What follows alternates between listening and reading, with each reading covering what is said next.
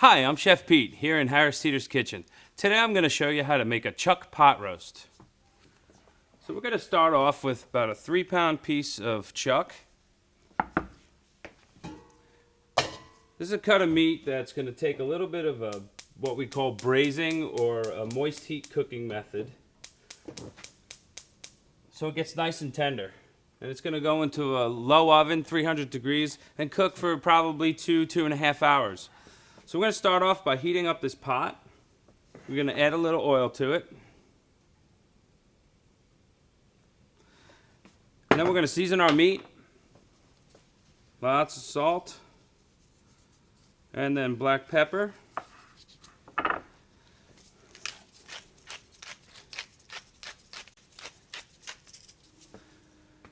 So we want to make sure that the oil is almost shimmering or starting to smoke a little bit. It'll be nice and hot because you're going to want to caramelize the outside of this meat. So let's see, it should be hot now. Okay, you hear that sizzle? We'll get that in the pan. So again, real important, real high heat, and you're going to want to get this to a golden brown. Pretty dark, maybe even a little bit past golden color, but you never want to take it to that black color. Okay, now that we've had flipped it over to the second side, got this side all nice and brown, we're going to remove it from the pan and set it aside. So now with that heat still pretty high, we're going to add our veggies.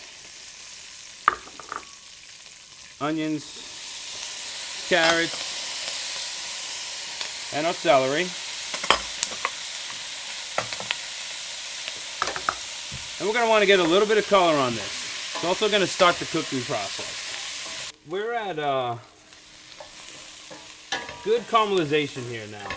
You can see that we're starting to get a lot of color on these vegetables. So I don't want to take them too far, so we're going to remove that from the heat for a minute.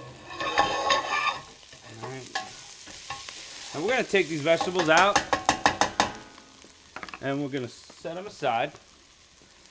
And then later on, after we put the meat in the oven, which the meat's going to take about 2.5 to 3 hours, we're going to wait. After the first hour, then we're going to drop the vegetables into the pot.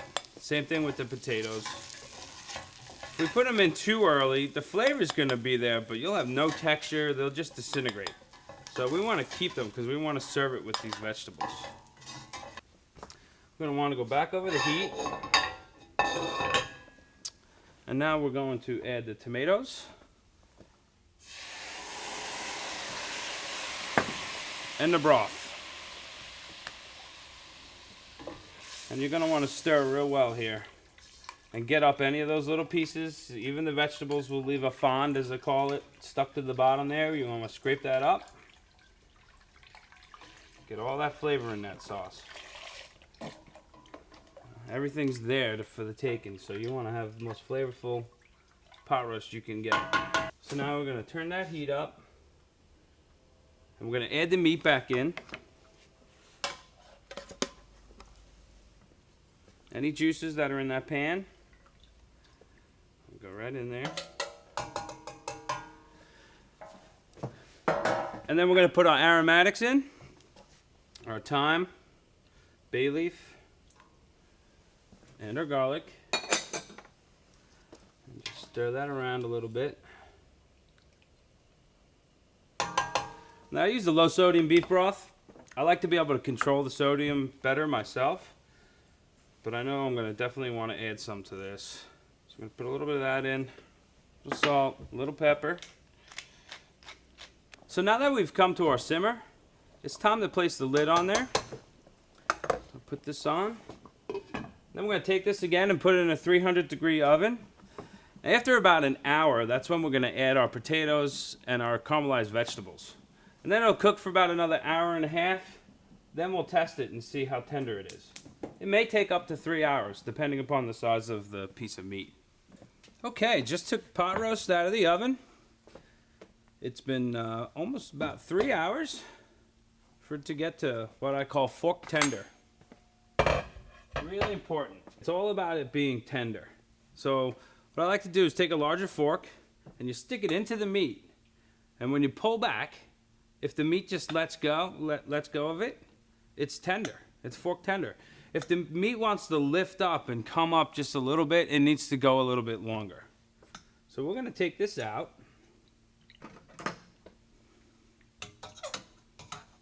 That's all right. I mean, it may fall apart on you. That is completely fine. We want these vegetables. We're going to keep as much juice in there as possible. Pull the rest of this. And what we're going to do is you can serve this as is right now. You might just want to season it a little bit more, check it, see if it needs it. But I'm going to show you how to thicken this gravy with a cornstarch slurry. So we're going to put this over a high flame, and we want that to come up to a boil. And while that's going on, I want to pick out a few of the items that we put in to the pot roast. So those aromatics that we put in here. So you had thyme stems. You don't want to chew on that. A bay leaf. I put 3 pieces of thyme in there. So that's something you want to remember how much you actually put in, if you put in 1 or 2. And we also have some whole cloves of garlic that we want to remove. So again, we're going to make this cornstarch slurry. So you can go to the store, you buy cornstarch. You're going to want to mix it with water. I go usually tablespoon to tablespoon, or maybe up to a tablespoon and a half of cornstarch to a tablespoon of water. You want to look for a consistency like milk. So it's not completely like water, but it's still pretty thin. And you can mix it with a fork, or I'm doing it with my finger here because I could actually feel it all dissolve. But you want to make sure that you're using cold water. If you put hot water in there, then it's just going to turn into gum or a paste, and it's not going to dissolve. So I want to use my whisk so I can incorporate this in here real quick and even. So I got a boil starting. We're going to mix this in. You can pour just a little bit at a time. And you're going to want to let that come back to a boil. Keep stirring.